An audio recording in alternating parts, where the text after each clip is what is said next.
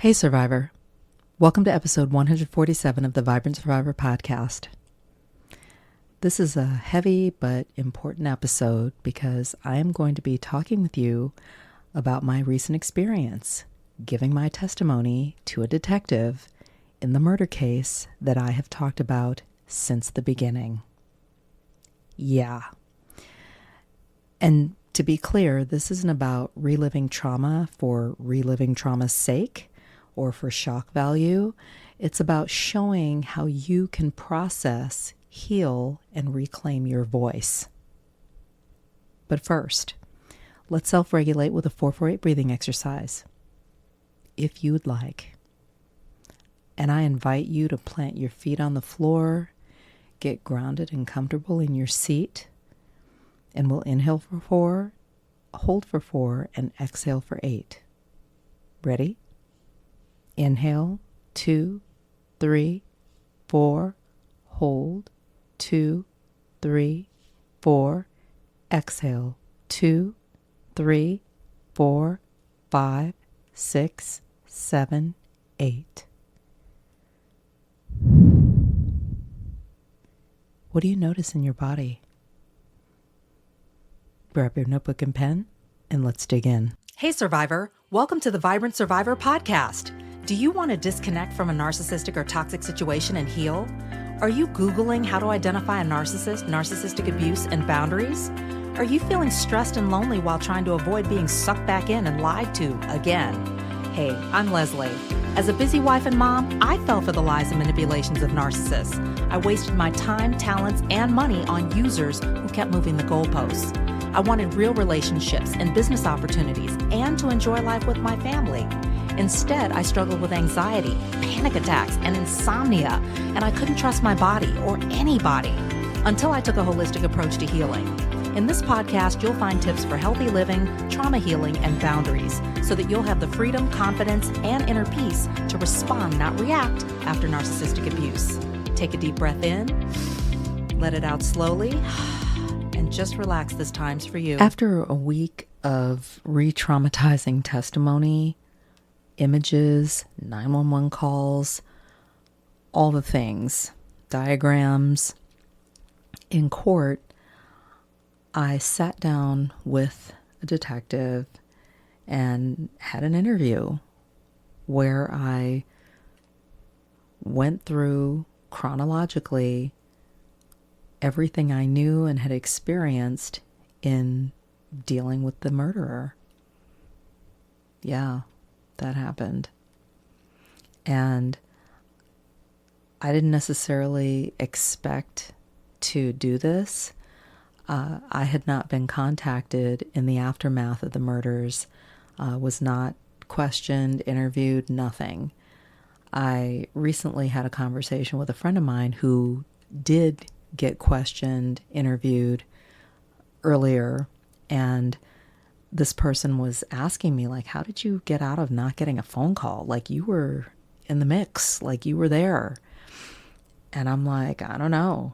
I definitely didn't have anybody reach out to me in the early days, or the first few years even, and after the murders. But I changed my number in 2020 because of another narcissistic and toxic individual who was blowing up my phone from different burner numbers and harassing me. But, and so I changed it, and it went totally quiet, which was wonderful. And I really wasn't planning to give any interviews or talk to anybody necessarily, because there were people who were certainly closer to the situation than I was. And I don't know, my friend was saying some things that really got me thinking, and they were talking about the fact that they and one of our other friends had talked to the detectives and given statements and talked about what they knew. And I know that not everyone who was connected to this situation is local to us. And so those of us that are local really are kind of it. And I think too, in situations like this, it's very normal for people to want to distance themselves from the trauma and the drama and even other people who were involved, just for the sake of moving on and kind of putting it behind them. And that's a trauma response too. And I just felt like I had sat through a couple of hearings this year, preliminary, and then a couple of the trial hearings, and I had read an article that kind of outlined the fact that this case was finally being tried after all these years, and what the defense was looking to prove and what the prosecutors were looking to establish. And when I looked at that, I thought, oh, no. No. Just no. Like, I just felt angry and frustrated and kind of helpless in some ways. And I think, too, seeing this person for the first time after all these years, I just thought, no. And so basically, I reached out to the prosecutor's office and left a message for the prosecutor, and they were like, oh, what's your connection? How do you think you can help? Blah, blah, blah. I'm like, well, let me tell you. And they're like, well, your name's not on the witness list. I'm like, that's fine. That's fine. And at first I felt kind of like, oh, well, maybe I'm not good enough to be included in the list of witnesses. But then I just thought, you know what? I have a perspective on this that maybe some of these other people don't, and there may be something there. And not only that, but I had kept all of my text messages. I had all of my paper planners that I was using at that time. So I had events, date stamped, marked, time stamped. I had notes, little journal points, and things like that. And I said, there might be something there that might be helpful. And what I didn't want to do, especially after talking to my friend, I just thought, I don't want to stand back in the shadows while my friends are on the front lines spilling their guts and providing information to help make sure that justice is served for this woman and her 2 children who lost their lives in a horrific manner. And as a mom, especially as the mom of a kid who played with this boy who lost his life and who was his age, I just could not sit still and stand by and not at least offer up what I know from my perspective. And so I reached out, and the next time I was in court, the prosecutor said to me, hey, I got your message, and I'm going to have you talk to the detective, and if I can join you, I will, but I'm going to have you guys sit down and talk. And so just be on the lookout for him to set something up. And so we did, and we agreed to sit down and meet one afternoon. And so what I did was I gathered my paper planners, found those from that time period, and I flipped through them to just see what was in there. And it was really interesting because I had a lot more notes than I thought. So I put Post-it notes on the pages where there was like a significant event that took place. Like, oh, there was a launch party for his second book, or on this date, a group of us went to LA to go do this. And I had all these things like documented and notes about what I was thinking at the time or how I was feeling at the time. And by the way, I just wanted to point out that can be a powerful thing or a powerful aspect of keeping a journal about what has happened to you, or just journaling in general, because your thoughts, your feelings, certain events or incidents are written or recorded in a way that could help later on. If you find yourself in a situation where you need to draw upon like what happened or a chronological order of events, it's right there. So anyway, my interview lasted a couple hours, and essentially I had created and kind of refined a timeline by sticking Post-its where these key events had taken place, like in these planners.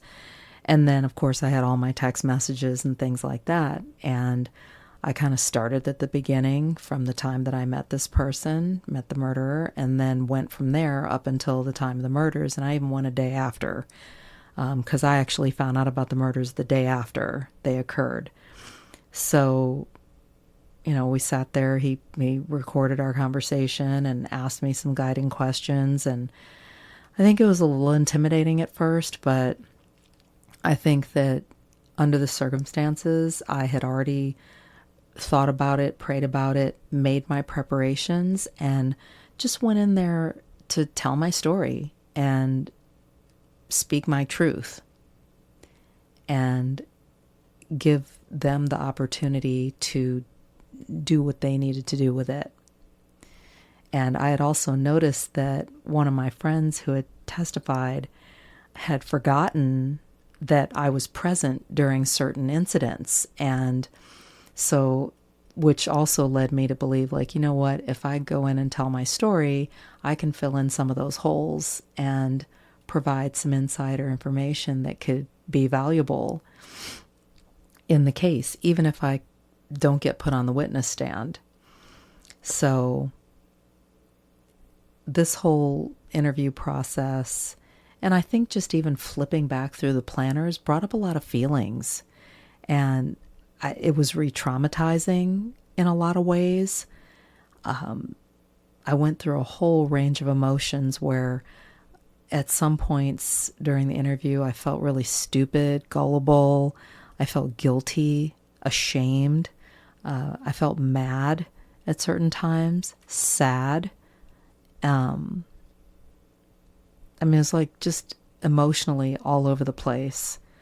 And by the way, that's pretty normal for survivors. And I walked away feeling confident that I had left everything in that conference room. And I felt good about that. But then later on my way home, I just had this moment where I just felt overcome with like all the emotions that I had experienced both during the interview and just kind of in the aftermath, reflecting on how it felt to answer certain questions and feel certain things, just uncomfortable things like the guilt, the shame. And I just broke down, and God bless my husband for being willing to listen and just kind of encourage and support me through an emotionally difficult time. It was almost like I was kind of meeting myself, meeting my 2017 self again, and, kind of looking at that. It was hard. It was hard, and it was a lot. There were some other things that this whole interview process brought up for me. One was just, like I was saying, just the pain of hindsight being 2020. You know what I'm saying? Like knowing now what I didn't know then, but like that feeling of helplessness of not being able to do anything about it, not being able to go back and tell my 2017 self, hey, don't do this, or hey, this is a red flag and you need to run the other way, or, whatever. Just not being able to help this woman and these two children who lost their lives just in a horrible way, just senselessly. Also, just the little voice, that gut feeling, that inner voice, that intuition that I suppressed back in 2017.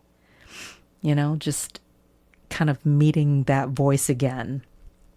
And my counselor had a really interesting insight when I went in for a session after my interview with the detective, and one, that it was just brave of me to even do this, to go in for an interview and rehash all this stuff. But also, she made the observation that my body was probably releasing years of stress, of just holding on to that toxic stress, or just even the suppression of the inner voice.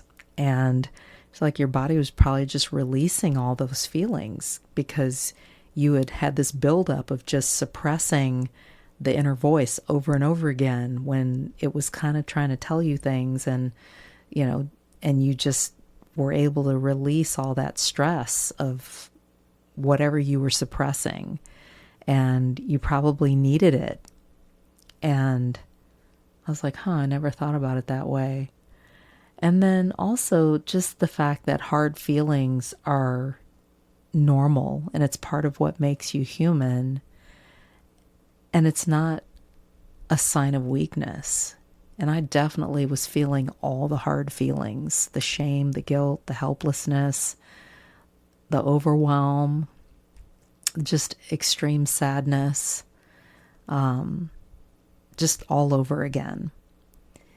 And even as I was retelling the story, and this is one of the dangers of kind of rehashing your story, like say, for example, in talk therapy and things like that, is that you can re-traumatize yourself, because the body doesn't know the difference between 2017 and right now. And so when you're either listening to things that pertain to the incident, that was kind of at the source of, the traumatic incident that occurred, or what has happened to you, or what's currently happening to you. When that's brought up again, then it just you're taken immediately back to wherever you were when the original incident occurred, and your body doesn't know the difference. It's just like, oh my gosh, the danger, the alarms are going off again, and the feelings are coming back, and your body keeps the score and remembers these things. And so it's just, it can be overwhelming. And so it's, you have to kind of be careful with that. I've done a lot of work and a lot of deep healing and, a lot of body work, energy work, all the things. And I felt ready to do this, but I mean, even for me, like that, the feelings still came up. I still felt it in my body. And so definitely want to be transparent about that. And I've definitely built up a support network to help me to be able to process those things and put it into perspective fairly quickly so that I don't sit in it. Some of the things that I want to encourage you with, survivor, because this was so difficult. I mean, it was really, really hard to do, but I was determined. And not only that, I have to say that the time that I've spent advocating for other people on their journeys to justice in court, I think really helped me. It helped to prepare me for this moment and this time in my life and my journey to justice, to be able to stand firm in truth and to be able to put things into perspective and to be able to tap into the power of my community. So there's that. And also, too, I want you to know, survivor, that I'm out here walking the talk. I'm right there with you. I am walking this out real time. And I want you to know that speaking up matters. And I know it's hard. It's uncomfortable. A lot of people aren't willing to do it. It can be scary, but your voice can help to shift narratives, whether it's in courtrooms or in relationships or even in workplaces. So that was something that was important to me, was to tell my story, from my perspective to talk about the things that I knew and to provide receipts and just let the chips fall where they may. Also, to trust your intuition. Don't ignore that inner voice that's telling you that something is off. And it takes practice, and I think, when you are healing and you become more self-aware and mindful of kind of what your hot buttons are or weak points, then it can help you to identify those times when you're tempted to suppress the truth or to explain away toxic behavior or red flags. Also, emotional release is healthy. Tears, shaking, venting, these are signs of healing and progress, not weakness. So I think it's important to reframe that. I think there's this idea that you have to be strong and you can't show any weakness or feel hurt or feel the hard feelings or cry or whatever. And that's just not true. Dr. Sears in his Healthy Brain book talks about having a good cry as being a way to release cortisol. We don't want to build up toxic stress in our bodies and expose ourselves or make ourselves vulnerable to chronic illnesses that are going to take us out potentially.